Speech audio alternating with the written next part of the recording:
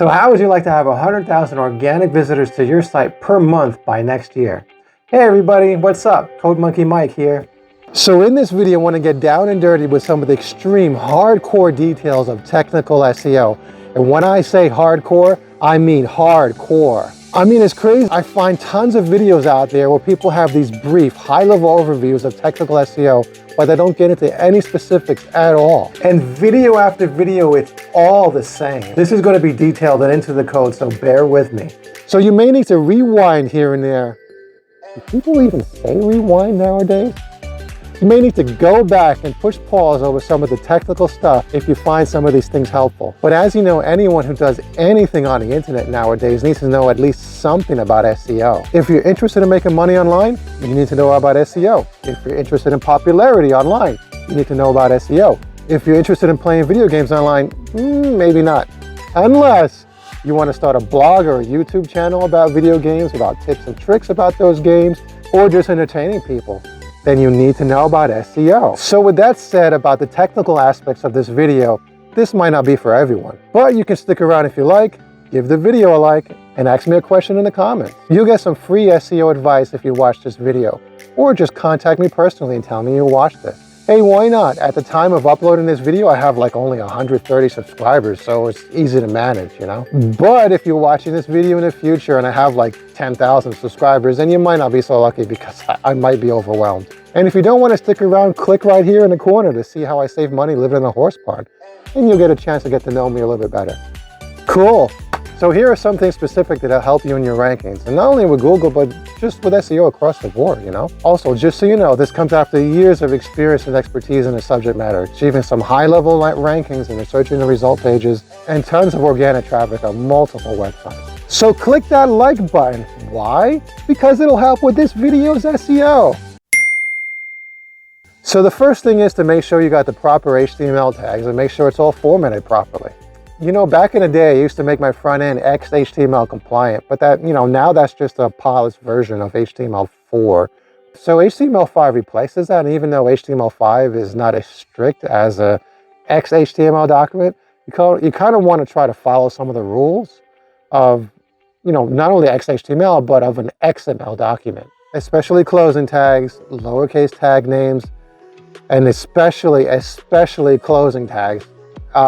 Did I say closing tags? You want to make sure that search engine spiders don't have a difficult time to crawl your website. Make their job a bit easier to crawl your page, and they'll give your page a like in the same way you just gave my video a like. Think about it. They're looking for anything and everything they can use as a way to see how your page stands out from other pages. Quality code means that there's quality developers behind the company or the team that's behind the creation of your website. And if that type of quality is invested in your code, then it stands to reason that other parts of your business have that type of quality, like your content, your products and services, your customer service, and so on. So here's a validator you might want to use. Link in the description below. There are options to just paste in the URL to your page that's already live, or you can upload an HTML document to it, or you can just paste in some HTML to the text area on this page and validate your code. So aside from not having malformed HTML, you're going to use the proper tags, right? You want to use your nav tags, right? You're going to want to use your footer tag, right? Use the header tag for things that represent introductory content. This is important, right? Don't have gibberish. Don't have some random div tag or span tag with some CSS class and think it's good enough, right? And just call it a day, right? Just don't do it, right? I mean, even the details and summary tag if necessary. Make use of the article tag, right? If you have a blog or publish articles. You can see here as an example that this is using an H1 tag, and then it has an article tag with an H2 inside of it. This is important. Don't have gibberish. Don't have some random div or span tag with some CSS class and call it a day thinking it's good enough. Don't do it. The search engine want to know what your page is about, so you should use the proper tag to tell them about your page. Emphasize certain keywords in the body of the content. Like if you have a page about an insane supercar and you use the phrase insane supercar in a strong tag because you want people to know that this particular supercar is insane. Also know when to use a bold tag versus a strong tag. Also know when to use an italics tag versus an emphasize tag. Strong signifies more intensity than bold, and emphasize signifies more intensity than italics. Use them only when necessary and sparingly. Try not to use a strong tag if you haven't already used a bold tag already. Likewise, try not to use an emphasize tag if you haven't already used an italics tag. This is important. Don't have gibberish. Don't have some random div or span tag with some CSS class and call it a day thinking it's good enough. Don't do it. All of these tags, when used, catch the user's attention when they're reading your content. And search engines want to know what are the tags on the page that will catch the user's attention, and they'll give your page more weight based on what they find. Another good tag is a definition tag. There may be a complex word in your page or a word that's related to the overall topic of the page. It might be slightly difficult, and you may want to define it. You can add an explanation of the word in the attribute of this definition tag. The way it works is when you hover your mouse pointer over this particular word that's defined in the definition tag, the definition itself that you define in the attribute will show as a tooltip to the user.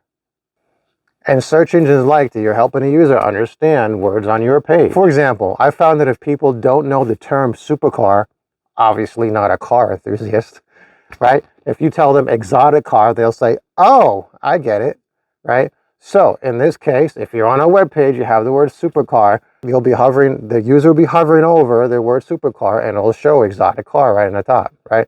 This is just a rough example, but you could define anything to help the user understand more about what you're telling them. All right, so that's all related to tags and the content body for now, but I encourage you to browse W3 Schools, link in the description below, and just get familiar with as many HTML5 tags as you can, right? And see what you can use. Several months later. Hey, so I'm just interjecting here. I got this new 70s look going on. I got these new glasses. I was gonna get a haircut, but I figured, the hair matches, right? So about this video was supposed to be about 30 minutes long. The plan was that I was supposed to make around 3 to 4 different 30-minute videos about technical SEO. But a few months ago, things got a little bit haywire and I kind of went off track with things. So things kind of ground into a halt for a bit. If you want to know more about that, you can click up here in the right-hand corner. So my YouTube channel sort of flatlined for a while. I even had the same subscriber count for a couple of weeks. But as I get back into things, what I'm going to do is I'm going to change the format. I'm breaking this video down into a much smaller, less than 10-minute video. I'm going to break all the concepts I had to make 3 or 4 longer videos. I'm going to break them down to around 5 or 10 shorter videos. So it's going to be shorter videos, but it's going to be a larger series that you can follow along as the weeks progress. It should be okay because there's so many concepts that we can get into when it comes to technical SEO. So every video would have its own little topic, right? Oh, and speaking of getting back into things, so I posted a video a couple of weeks ago about what I wear out in the mountains of upstate New York when it's like sub-zero temperatures, like 9 degrees below zero, just to let people know, how you have to dress. And when I posted that video, within the first 24 hours, my subscriber count actually dropped by two subscribers. So I'm like, I don't know what's going on. These guys don't like to see me in my underwear or something. If you want to see that video, check it out right here. But I promise you, I won't be showing myself in my underwear, okay? That was just a joke. So give this video a like if you like it. Remember, subscribe if you're not subscribed already. Oh yeah, follow me on LinkedIn. I post there all the time. Link in the description below. And I'll see you soon. Take care, guys.